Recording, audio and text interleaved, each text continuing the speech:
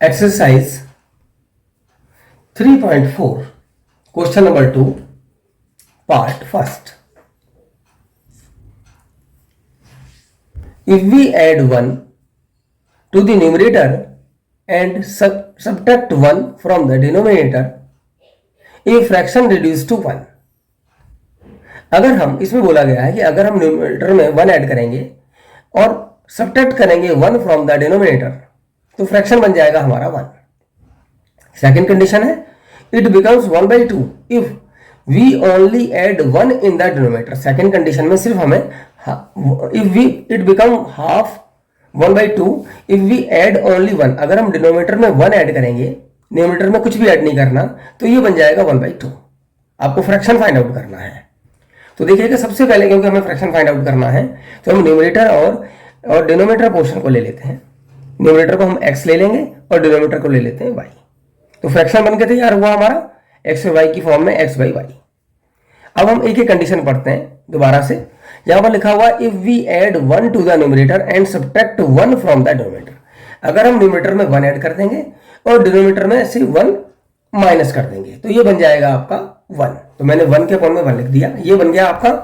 इन्होंने बोला कि अगर हम न्यूमरेटर में 1 ऐड करेंगे और डिनोमिनेटर में से 1 माइनस करेंगे तो ये हो गया x + 1 divided by y - 1 equal to 1/1। अब इसको क्रॉस मल्टीप्लाई करते हैं हम। 1 से मल्टीप्लाई कीजिएगा x + 1 को तो x + 1 आएगा। y - 1 को भी 1 से मल्टीप्लाई करेंगे तो y - 1 आएगा। अब y को हम लेफ्ट हैंड साइड में ट्रांसपोज करते हैं तो ये हो गया -y। इक्वेशन बनके तैयार हुई x - y। 1 को ट्रांसपोज कीजिएगा राइट हैंड साइड में तो साइन चेंज हो जाएगा, ये होगा -1। तो हमारी फाइनल इक्वेशन बनती है x - y इक्वल टू -2। ये हो गया हमारी फर्स्ट इक्वेशन। अब सेकंड कंडीशन पढ़ेंगे और सेकंड इक्वेशन को फॉर्म करते हैं हम। तो सेकंड कंडीशन में यहां पर क्या लिखा हुआ है? सेकंड कंडीशन है it become half if we only add 1 to the denominator. Denominator portion में 1 ऐड कीजिएगा। यहां पर न्यूमरेटर पोर्शन में कुछ भी ऐड नहीं करना। तो ये हो गया x divided by y + 1 equal to half. According to condition ये हमने बना लिया। अब हमें इसको क्या करना है? इक्वेशन फॉर्म में करना है इसको। तो इसके लिए क्रॉस मल्टीप्लाई करते हैं हम। 2 को x से मल्टीप्लाई करेंगे 2x इक्वल टू y + 1 को 1 से मल्टीप्लाई करेंगे तो y + 1 आ गया। y को लेफ्ट हैंड साइड में लाएंगे माइनस का हो गया, ये हमारा साइन चेंज हो गया। ये आ गया 2x - y equal to 1 equation number 2। तो देखिएगा फर्स्ट इक्वेशन है हमारी x - y इक्वल टू -2 जो कि हमने फॉर्म कर ली है, और सेकंड इक्वेशन है 2x - y इक्वल टू 1। अब यहां पर भी हमें क्या करना है? किसी भी इक्वेशन को किसी भी अदर वैल्यू से मल्टीप्लाई करने की रिक्वायरमेंट नहीं है क्योंकि y आप देखिएगा इक्वल है। बस जस्ट हमें क्या करना है? सेकंड इक्वेशन के साइन चेंज करने हैं। ये माइनस का हो गया, ये प्लस का हो गया, ये माइनस का हो गया। तो देखिएगा -1 ये आ गया आपका, ये y से y कैंसिल हो गया हमारा, और देखिएगा ये -2 है और ये +1 है। -2 में से +1 जाएगा तो यहां पर आएगा -1x इक्वल टू, ये हो गया -2 -1 -3। Same sign will be added but sign will be same.